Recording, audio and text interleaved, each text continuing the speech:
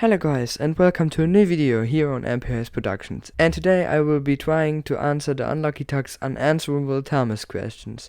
Just a quick disclaimer, every answer I will give is my own. It is not fact-checked or something like that, it is just my mind. With that said, let's start. If Thomas was to eat a cheeseburger, what would happen? Would he swallow it and poop out underneath the tracks? Or would it just go into his firebox and burn up? The cheeseburger would go in his firebox.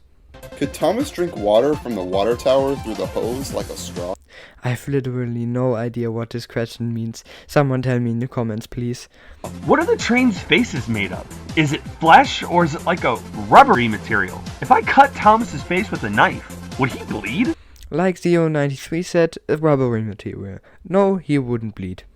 How do their faces get there? Do they just magically appear after the engine is built? Or do the designers of the engine have a face in mind when they draw the blueprints? Like in the stories of Sodor from Victor Tanzig, I think it appears when the engine is built, but it couldn't be plannable. How do the engines get their smoke boxes cleaned out? Are their faces on hinges and open up like a door? They just like sneeze through their funnel and clean small amounts that way, also like in stories of Sodor. Why are the faces grey of all colors? I could go in depth on how Audrey didn't have the right color to put on the face, but I won't do that. I think it's just that way. Think about it, why is the human flesh not red or blue? I can't wait for some biology guy that explains why we have that color. Why do some characters have actual faces while others are meshed into their bodies like Annie, Clarabelle, and Harold? It is just like that, I have no other answer. If Annie and Clarabelle and the slip coach's faces are a part of their bodies, why isn't Henrietta's? It's Henrietta's design. What's the point of Henrietta's rear platform where her face is now? People can't get into her at that end because her face is just blocking where the door would have been, rendering that platform absolutely pointless. I think the fans would have complained massively if she didn't have that platform. Also, it is her design.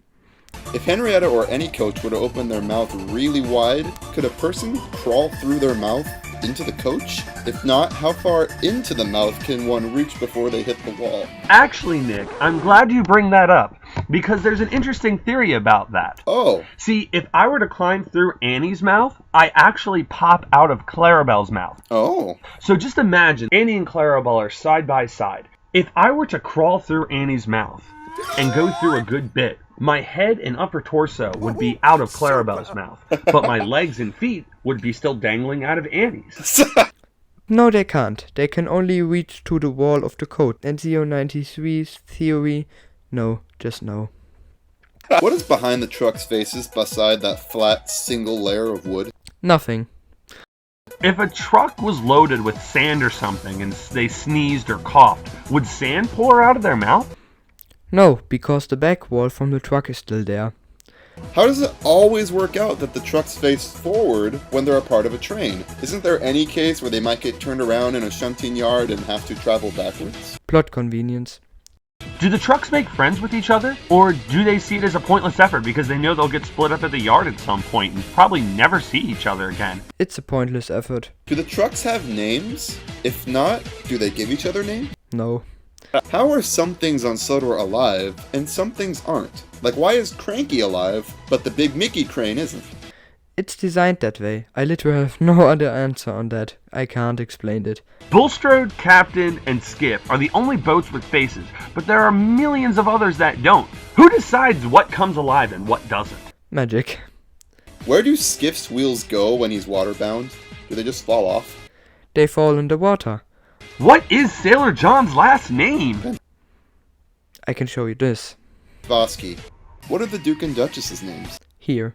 Actually, their names are Duke and Duchess, respectively. They were actually dogs, and then the small railway engines from the hills turned them into humans. See, Marion wasn't crazy. They were magic. How do the operations with Spencer on Sodor work? Like, when Duke and Duchess are staying on Sodor, do they have absolute freedom to run Spencer wherever on the line?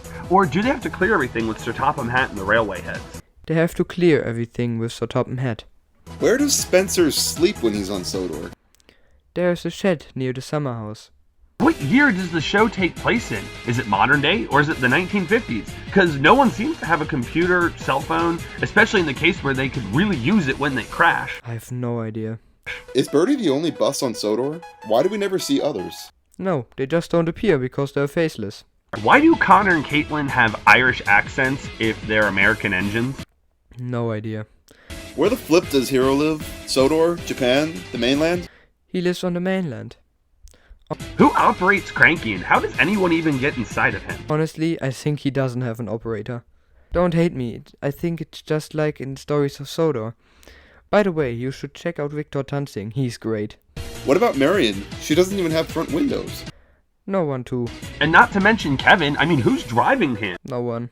Why does Glynn sound just like Skarloey and Bert like Sir Zio? Say it. Handel? Because Keith Wickham does too many characters and has officially run out of voices. That's it. Tell me if you want to see part 2 and check out the Unlucky Tug and Victor Tanzig. Also I have my own series and you will see the English episode in the outro. With that all sorted, the video is now over. Goodbye!